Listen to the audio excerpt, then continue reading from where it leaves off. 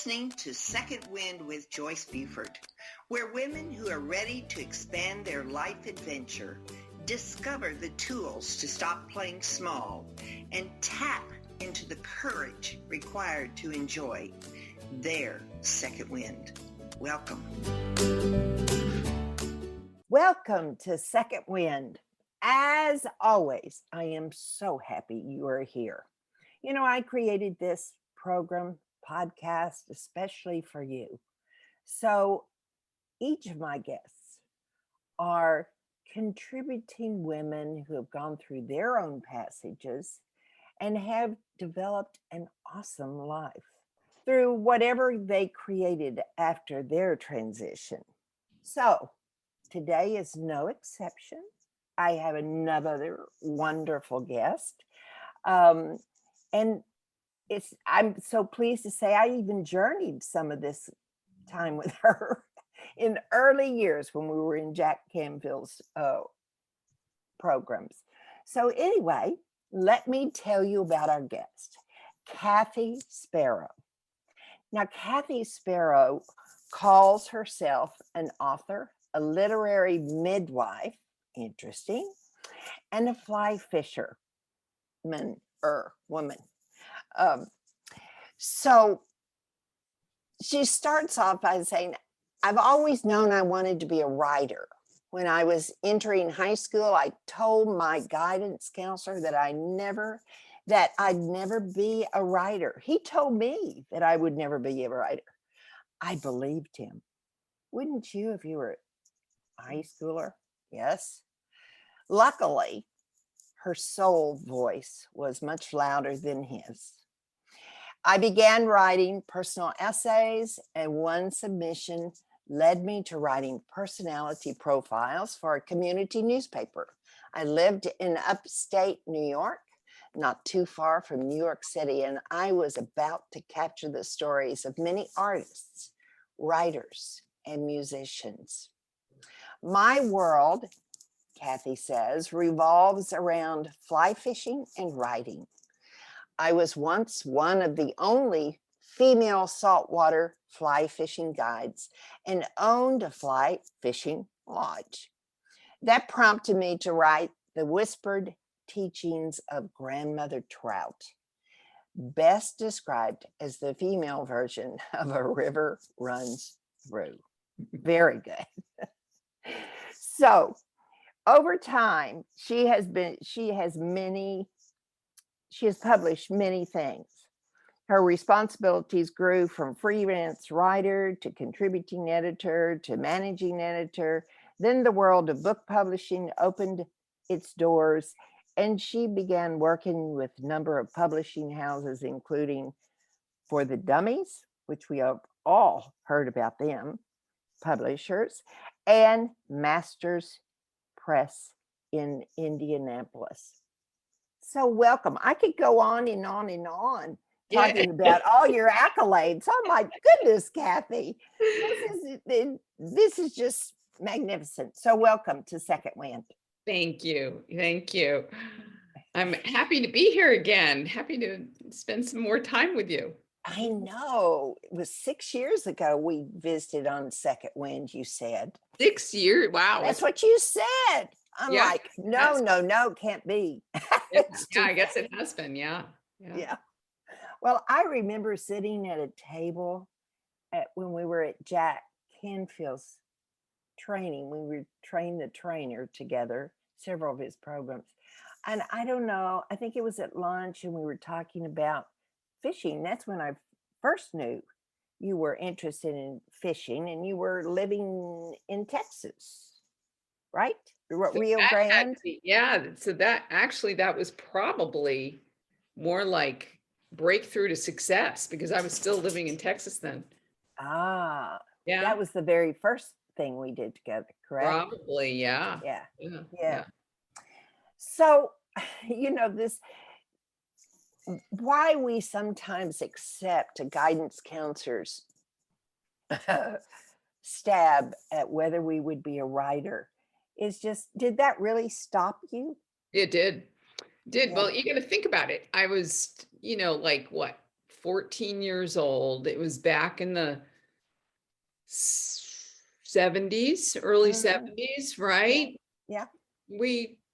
There weren't many role models for women at, at that time to go out and do things other than the really radical ones, right? But I was raised a nice little Catholic girl and I was supposed to follow the rules, right? And the men usually made the rules.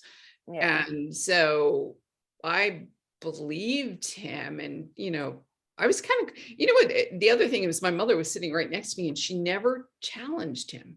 But I don't think we even had a conversation about what I wanted to do, right? Right. Nobody really spent time with me and said, what do you yearn to do? Because I was raised in a blue collar family.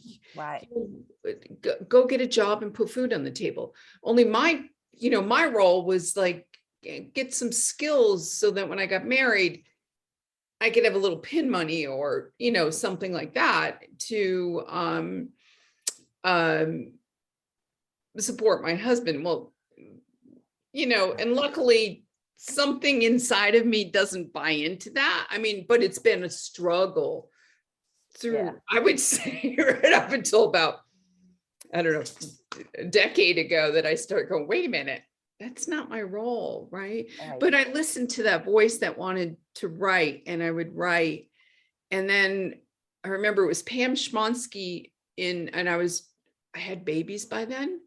Yes. I was young. I just thought my life would be perfect if I got married and had babies and had gardens and, tie-dyed t-shirts with my girlfriends and drank wine at lunch. And that's pretty much what I did. But that writing came out, and I wrote a piece about my Aunt Bean, who taught me to knit with pink knitting needles, right? And Pam Schmonsky was I was doing distance learning through Empire State College in New York at the time. And she said, you've got to keep writing.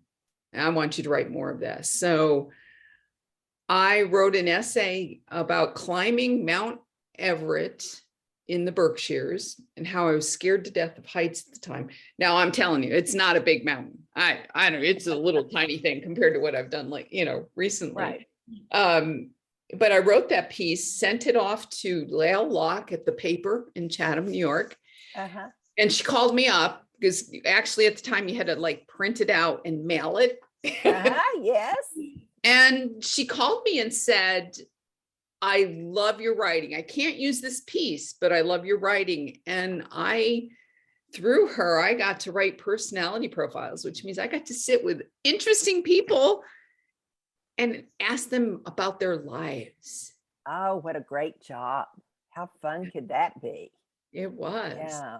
Yeah. I sat with Anita Roddick, who founded the Body Shop, the cosmetic body care, in the back of one of her stores in Connecticut. The Kermit Love, who created Oscar the Grouch and Snuffleupagus. I had tea on one rainy Sunday afternoon in his house in upstate New York. So I've been blessed to be able to sit with a lot of really cool people and listen to their stories. Right. Yeah. Well, it indeed shaped you, and you started on from the essays. They got bigger and bigger and bigger, and it's more exposure. Yeah. But from there, I moved around with my first husband, and was in Connecticut, started managing a paper like the one that I was writing for. It was a nice community paper that had arts, fun, not a rag, but and then I went to magazines and book publishing when I was in Indianapolis. So I was working for a women's magazine, Indianapolis Woman, was on their advisory board, writing features every month, and also had a column. So a relationships column, nonetheless. How is that when you have to produce a column every week? Or was that a monthly? It was a monthly. Oh. It was monthly. Well, yeah. Okay. How is it? Can For you me, write on demand? It was easy? For me, yeah. I'm a writer. I was born to be a writer. So for me, it's like, get an idea, it swirls around in my head for a little while, and then I spit it out and I revise it. That first draft is messy. Anne Lamott, who wonderful writer herself, calls them shitty first drafts, and they often are. And you've taken my blogs, books, and beyond course, and everybody gets worried about that phase, but you got to just get it out, and then you get to play with it. And revision is can be never ending. So deadlines help. Yes. Now, do you have sort of a routine in your life where you sit down like Tuesdays and Thursdays, or sit down and write, or is every day a writing day? I would say most every day is a writing day. And I write, it's kind of almost like a morning page routine for me, first thing in the morning, just to kind of, like, what am I thinking about? What's going on? And then often that clears the way for that one idea that wants to jump out. So a lot of it I haven't been sharing lately, but I've back on Medium a little more regularly over the last few weeks. It's when I kind of chuckled when you said transitions. My transition's not over. I feel like it never ends. Right. And so when I go quiet or go dark on the public, even though I'm not really dark, meaning, I'm out there with my clients' work and whatnot, but I kind of tend to protect my ideas until I'm ready to bring them out. So, I'm glad to know you write on send to Medium. Yeah. Medium? I'm Medium. Yeah. I haven't seen you on there. Well, I've done a little of it. I'll send you the link after we're done, but I am, you can Google me too. So I'm there.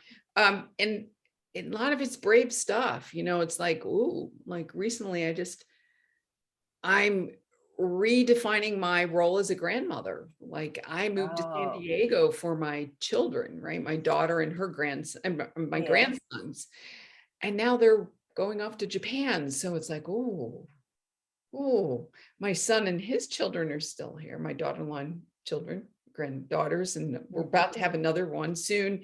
But I'm looking at that going, oh, I don't have to stay. I've got other things I want to do. But you don't want to go to Japan. No, I don't. I can't actually, but I don't. No, I don't want to go to Japan. I really don't, because I feel like there's something, I feel like it's time for me to do more writing and be more vocal in the and do more fly fishing. I was going to say, where's the fly fishing in here? It says you are fly fishing and writing. That's your world. Yeah. I was in Bend, Oregon about 6 weeks ago now, and got to experience fly fishing there, and then it's like, ooh, I like that place. So rivers and trees. I haven't been, I feel bad, to admit this, I haven't been on the surf in the beach at all this season. So I have to go soon. I promised myself I will go. Is that for fishing or just to lay on the beach? Oh, no. Fish from the beach? Yeah.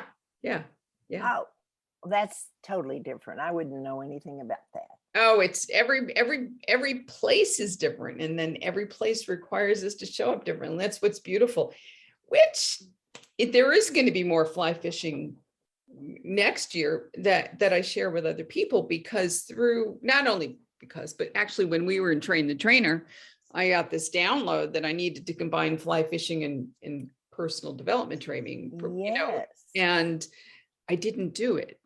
And now I feel like I'm ready.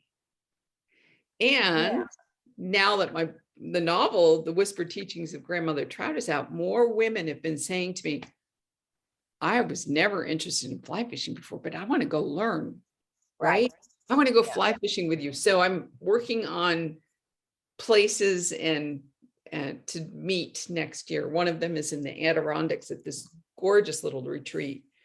And so stay tuned. Well, you have something called fly fishing at your edge. Is that Yeah. it? That's Yep, your that's what program. it is. Yeah, that's because I think that, our edge is that place where we do get to transform.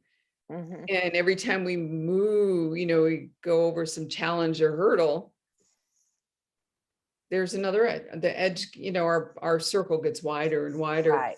And what's nice about fly fishing is for me, somebody asked me this yesterday, like, what does it do? What did it do for me? Yeah. And I went into it thinking I was gonna, just learn how to do it for to hang out with my husband. And what it did for me was I became more comfortable in my own body. Really? I was just like, I was able to do things. I could accept challenges better. I was more confident. I got thrown in, places that I never had fly fish before, the lower Laguna Madre. I was Right. upstate New York girl, fresh water, lower Laguna Madre, salt water with wind and stingrays in the water, right? And I had to get over that, right? And then, but I got used to them, right? And being around me and just accepting their presence around me. I was in their space, right? Being comfortable with men too, because it's all of us around me. Yeah. That was it. It was my lodge, 95% of our guests were men. Right. So hanging out with the guys all the time. And then when we got so big so fast that I became a got my captain's license. So I was Captain Kathy Sparrow. Captain for the boat? Yep. Oh, to take them out. Yes. To fly fish. Yeah. So I was running my own boat. And what were you fishing for? Redfish and speckled sea trout and ladyfish. Yeah. Oh, okay. Yeah. I did. My husband was a sportsman as well. We did fishing. We went to Alaska. I remember that. This is really out of my archives, but I can remember because it's very unsettling, I think, when the guide in there, just the two of us, my husband and myself, and the guide. And of course, the man, he asked to see the man do his thing, present the fly, whatever. And so, of course, Jeff had much more experience than I. And so I had kind of joined him on a trip. And so then he said, Miss Buford, would you get up? And it was like, oh God, I don't want to do this. But I did. And he very kindly said, oh, we must review a few things. It's because, of course, the fly line just fell in a puddle, down. So there is a lot of skill that adapts to a woman, I think, very easily. Like the handling of the line, the throwing out. It's very graceful. It is. When you get it done, when you do it right, it's really, you're right, it is peaceful. But it takes some work getting there.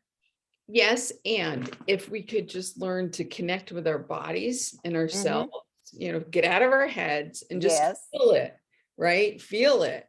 That's when it comes in. And it becomes a dance. I love casting. Oh, I gotta go. Yeah. I have to definitely have to go casting. But I was just casting for a trout. I wasn't doing some of those bigger fish like you do, right? Those are bigger fish that you're the redfish are big for. Yes and no. I've caught some bigger trout too. I mean, so to me, I'm always curious what's going to come play with me. And whispered teachings it's about the whispered teachings of grammar of the trout. The protagonist is there one of the things is to catch trout. She catches redfish, and it's based on the lower Laguna Madre. autobiographical, but not completely. Okay, so I'll have to say that Jack is not Scott Sparrow. Jack is a combination of every single man I've ever been with. So I get to work out stuff with them while I was writing.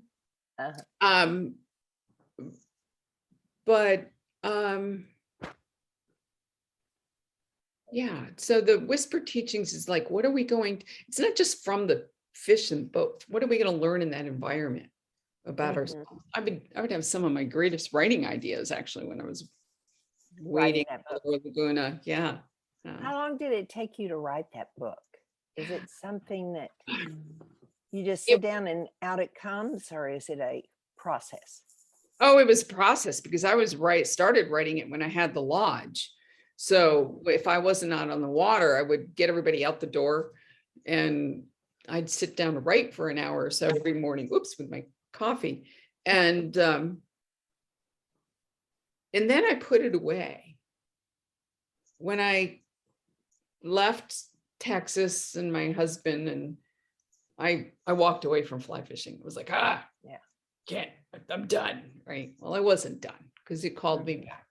And so I think between the time I started it and the time I published it was about 12 years or so, maybe even longer. Yeah. And it's a better book because of it. I love it. Brought me back to the water even more. My writing's stronger, than it was 12 years ago. And what's really interesting is that my publisher who did the nonfiction book, Ignite Your Leadership, we were about to go to contract with it and with a traditional contract. And then COVID hit. And he said, I've never done fiction before. I can't take a chance now. And so that's what I finally decided, that I could continue pitching it. He had first rights of refusal, so I had to pitch it to him. Or I could just bring it out on myself because, in addition to the fly fishing, I have been publishing for 30 years now. So I know the process. Yeah. And so I decided to bring it out on my own. And I truly, my hope for this is that it becomes a movie or like a Netflix series like Virgin River. Well, can you give us just a little brief synopsis of what the Whispering Teachings of Grandmother Trout is about? Yeah, so it's about this woman who's 40-ish or just about turning 40. She's had a long string of unavailable men in her life, stemming from her childhood. Her mother was in an abusive relationship. Her father killed her, and she was raised by her grandparents.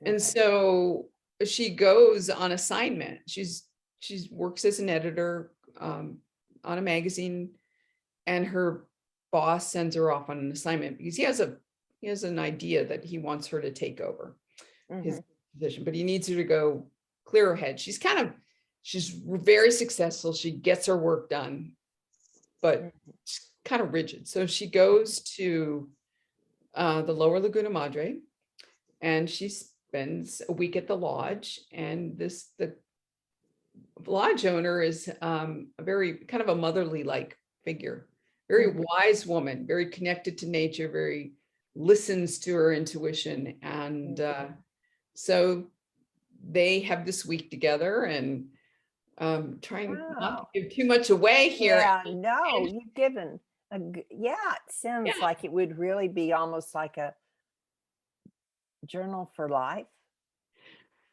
Things because there's some romance in there, and there's some, one good sex scene, and tasteful. Somebody said it was tasteful, a very beautiful, tasteful sex scene. And we journey with Allie, who's the protagonist's name, as she comes to know herself more. And so there's a surprising ending. I'm not going to give that away, but no. It kind of leaves because I didn't realize it at the time, but there will be a sequel. Oh, very I wrote good. the ending, and I, a week after the the week that the book was launched, I'm sitting at the beach having a cup of coffee and eating a little muffin, and I'm on the rocks in La Jolla, and I'm suddenly the opening scene for the next book starts coming, and I went, wow, okay, guess we can write more. I love writing fiction. It's fun. It takes me to a different world, because most of the time I'm writing creative nonfiction. And do you say those moments of, I don't know what to call them, downloads, or is that your intuition, or is that higher than that? I think it's higher. I really believe, and this is where my work as a literary midwife comes in, when somebody says, I've got this idea for a book, but I just don't know. My belief is, if we get that idea, we really are being tapped on the shoulder to be the channel for that story or that idea or that concept to be brought out into the world. And a lot of us struggle with, well, why me? How can I be the one? But, somebody's already written about that. Well, yes. And we bring our own experiences and our own perceptions or perspectives into an idea. So if you write about grief and loss, it's going to be different than the way I write about grief and loss, right? Because our experiences are different. And not everybody's going to resonate with just everybody. So I do believe we are channels for those messages. And our job is just to sit down and listen and let it flow. And the more we do it, the easier it gets. Yeah. One of the challenges, and you do mention this, that we all have once we write in our essay and are going to share it with the world, is that we get this, but this is, they won't like this. The fear comes up, qualifying whether we're good enough, because all those people that are good enough have already written the story, but have they? So tell us about that. So I think there's two things. One, is it good enough? And oh my God, somebody's going to read this and know what I'm thinking. Yeah. And I think that's an equal fear, both of those. And I told you before we got started, I still struggle a little bit. Like, you do? You've written so much. I do. I write it and then I hide it. It's on my computer because it's like, oh my God, if I bring this out, what are people going to think about me? Right.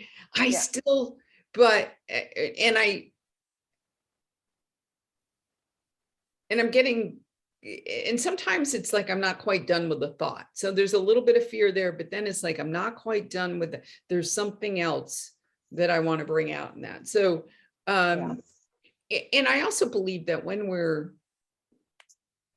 in something, in a situation, in a circumstance, and we're starting to write about it, we do need to step away. We need some distance between it. It's probably, like I probably needed to revisit Whispered Teachings. And this is whether it's an essay, a novel, a creative nonfiction, a nonfiction piece or book or whatever. If we're right in the middle of it, I don't think we can be as objective about it.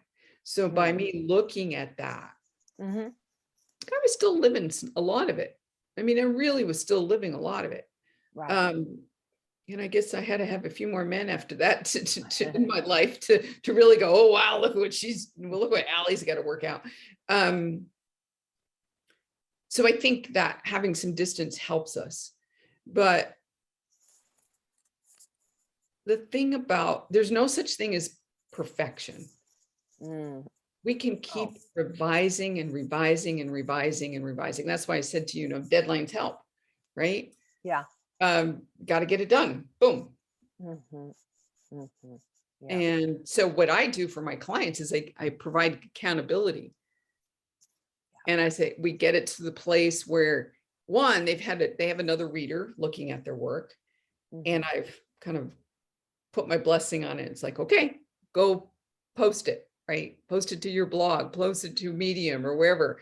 Or in the case of the book, it's like we work together for 6-9 months or whatever, and we get it to the place where, okay, it's good, go through. So I have a woman out there listening. She's written a few things, and she's, still moving through all the fears, still questioning. But how would you guide her to move forward? Does she need to talk to a coach? Does she just need to go to Medium, which accepts essays in smaller, whatever. I don't know the name for all of those articles you write, but I call them articles. But they're online anyway, articles, blogs, essays. So does she just take a deep breath and send it in, or how does she progress? I think that if nobody's read anything of hers, she probably needs to get just somebody to look at it. Share it with friends. That's a good start. Yeah. I think we need to, okay, friends can be a little. Yeah. I'm talking about friends that are in the business world or know about the writing. I'm fortunate in that I have friends like that I respect their opinions. Yes, I would do that. I would probably, if we're writing about family, I definitely wouldn't show family. Yeah. Because they want to, we all have our own story, right? And we can tell our own story. I would have trusted friends look at it first, and I even give them a set of questions, right? Do you like the examples I've used? Are there enough, have I described what, I'm just making, if it's a process or, what worked well, what could have been improved? Do you have any questions remaining that I need to address? That kind of thing.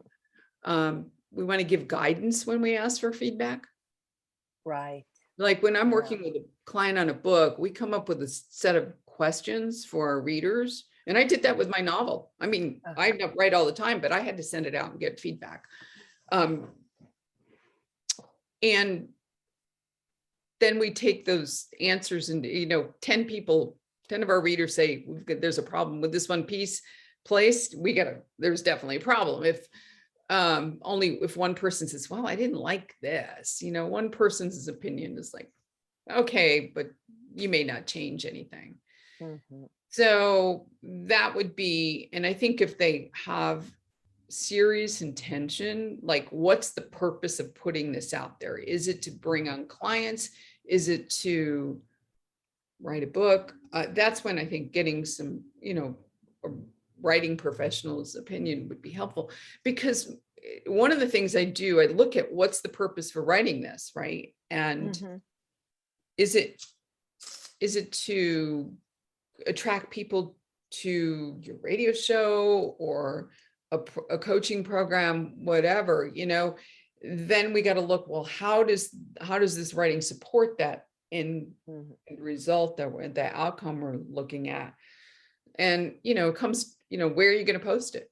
How people are going to find it. If there's no platform, if the person's website's kind of, if they don't have a big following, going to some place like Medium will be one of the ways. LinkedIn's another. It really depends on the audience where to go. Medium's one place, but a lot of clients who are looking at business development should be posting articles on LinkedIn too. Yeah. So it's really about outcome, who's my audience, and where's the best place to post in addition to my website. So the marketing of our writing is just as important as the writing itself. Right. Yeah. I was thinking, I live in Tyler, Texas, which is 100,000, but we have 2 colleges here. And I wonder if you would say going to a writing course at one of those colleges, or getting a writer such as yourself that I know you offer periodically programs The Mhm. one I joined you with was called what? Blogs, books, and beyond. Yeah. And I'm going to change that. It's like writing books that, writing blogs that impact the world. So I'm going to have a blog channel and a book channel in the fall. I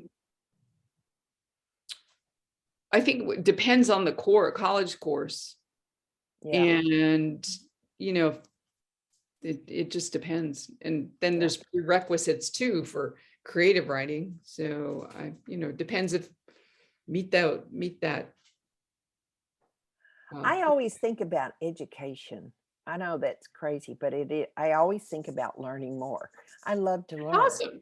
Yeah. So, Well, I always want to go get more learning. yeah. Which I don't think that's necessary so much with writing, but you do need some guidance. I think. Practice. Yeah. Practice and guidance. In Texas, there's actually, there's an organization. Oh boy. It's for women. And I forgot the name right now. Story something in it. I could probably find it, but there are Story Circle Network. That's what it is. Story Circle Network. Yeah, I think they're out of near Austin, but I'm not sure. It's been around for a long time. I've spoken at a conference of theirs. So that's one avenue. I do have programs. I also work with people individually and continuing education courses at colleges. Often that would be a good place too. Right. So yeah. Well, those are some good places that if there's a writer that's listening today, the most important thing I think that I would like to share, that if you do have this desire to write, don't hold yourself back. I mean, you can be a busy mom, but if you need to express yourself through words and writing, feelings, and it just opens your world.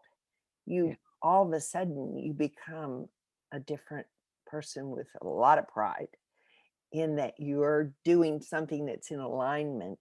And sometimes through life, we get ourselves in situations that we go, I'm tired. I'm not happy here. I need a change.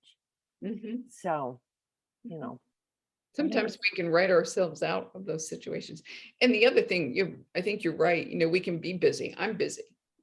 I have a lot of clients. I'm ghostwriting another book, and yet there's still space for my own expression. Even the ghostwriting project really is my own expression too, but it's a different 15 minutes. Remember the 15-minute practice I talked about in our course? Like set a timer for 15 minutes and just give yourself, it's about giving yourself the gift of your own attention and listening to yourself.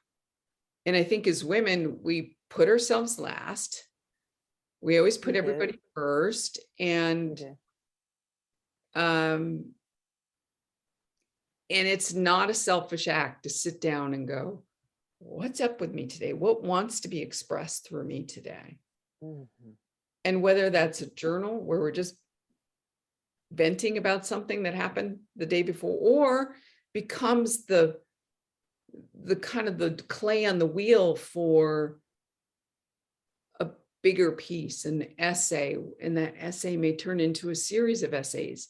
And then those series of essays may turn into a book.